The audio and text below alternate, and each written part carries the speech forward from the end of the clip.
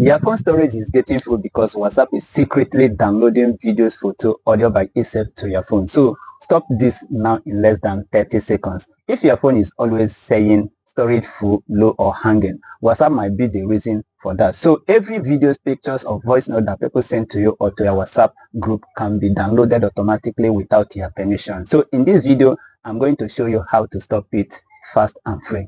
Now let's fix it right now. Don't forget to subscribe to this channel for more tech tips like this, and let's get straight to it. Come to your WhatsApp app, click on this three dot, click on settings, scroll up to storage and data, and scroll up again to media auto download. Click on when using mobile data, and if your own appear this way, just know that once you have your data turned on, every file sent to you or to WhatsApp group you are one of the member of will be downloaded automatically to your phone without your permission, and thereby consuming more of your data and storage space. So what you just need to do is to uncheck them this way and click on OK button. Go to when connected to Wi-Fi.